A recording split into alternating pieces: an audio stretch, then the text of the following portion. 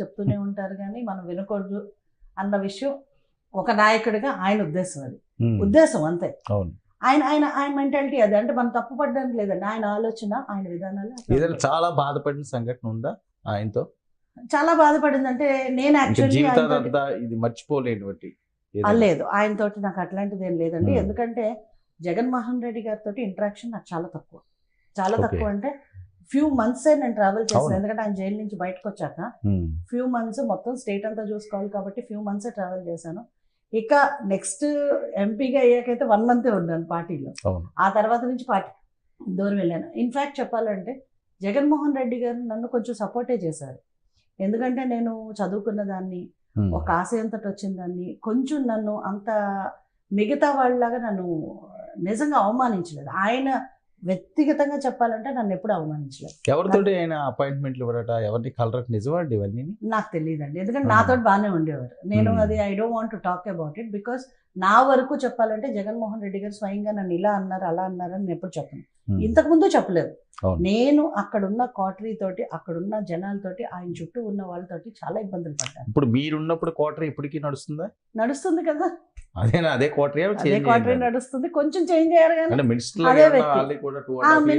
వాళ్ళు కాదండి. మినిస్టర్లు వాళ్ళు కాదు. 2.5 years తర్వాత మళ్ళీ కొత్తగా ఇంకో టీంని పెట్టారు కదా మినిస్టర్లు. ఇది కూడా మీరు అంటున్న కోటరీ కూడా మళ్ళీ లేదు. ఈ కోటరీ అంటే 2019 తర్వాత వచ్చిన మినిస్టర్స్ వాళ్ళు ఆ రోజు పార్టీ చేసిన ఆ అవమానాన్ని నేను పిఎం గారి దృష్టికి తీసుకెళ్ళడం జరిగింది. ఆ రోజు నాకు అసలు నేను ఎంపీ వద్దు సార్, నేను రిజైన్ చేస్తానని చెప్పి నేను ప్రధానమంత్రి గారిని మొట్టమొదటిసారి కలిసిందే ఈ గ్రీవెన్స్ తోటి. ఏంటంటే నేను ఒక గౌరవనీయమైన కుటుంబం నుంచి వచ్చాను సార్, ఇవన్నీ నేను భరించలేను, నాకు వద్దు, నేను డెఫినెట్గా కూడా నేను ఇంకా ప్రజాసేవలో ఉంటాను కానీ నాకు రాజకీయాలు వద్దని చెప్పి వెళ్ళిపోదామని ప్లాన్ చేశాను. కానీ ఆ రోజు ప్రధానమంత్రి గారు 2 లక్షల ఓట్లు వచ్చినాయి నీకు అని అడిగారు. 5 lakh votes వచ్చినాయి సార్ అన్నాను. అంటే 5 లక్షల మంది నువ్వు మోసం చేస్తున్నావా అని అడిగారు. ఆ క్వశ్చన్ నన్ను ఆలోచింపు చేసింది. ఇది పార్టీలు కాదు, ఇది పనిచేసే టైం. ఎలక్షన్స్ అంటే జోక్ కాదు, యూ హ్యావ్ టు వర్క్ అని చెప్పి ఆ రోజు పార్టీ సంగతి పక్కన పెట్టి నువ్వు పని చేయి, నేను సపోర్ట్ చేస్తానని అన్నారు. ఆ తర్వాత ఆయన్ని చూసిన తర్వాత చాలాసార్లు నేను అనుకున్నాను హౌ ఫుల్లిష్ ఐ వాజ్. నిజంగా భగవంతుడు ఒక అవకాశం వచ్చింది 10 మందికి సర్వీస్ చేయడానికి, ఈ రాజకీయాలు పక్కన పెట్టి పనిచేద్దాం అని చెప్పి ఆ రోజు నుంచి నిర్ణయం తీసుకుని పనిచేశాను. ఆ తర్వాత they was never looking back. Party విషయంలో కూడా నేను నో రిగ్రెట్స్. బోర్డ్ ట్రాన్స్ఫర్ అనే అంశం అన్న సక్సెస్ఫుల్ గా సాగుతుందా గీత గారు? 100% అండి. ఎలా?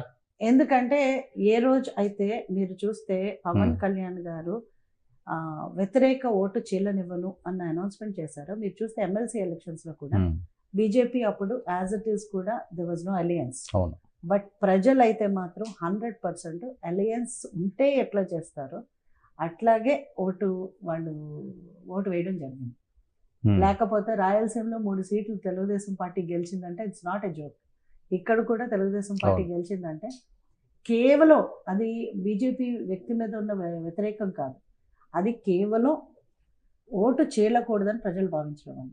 సో ఈ రోజు వ్యతిరేక ఓటు ఎట్టి పరిస్థితుల్లో చెల్లదు. అంటే తెలుగుదేశం జనసేన వరకు బాగానే ఉంది కానీ బీజేపీ కలిసిన తర్వాత చాలా ఓట్లు పోతాయి.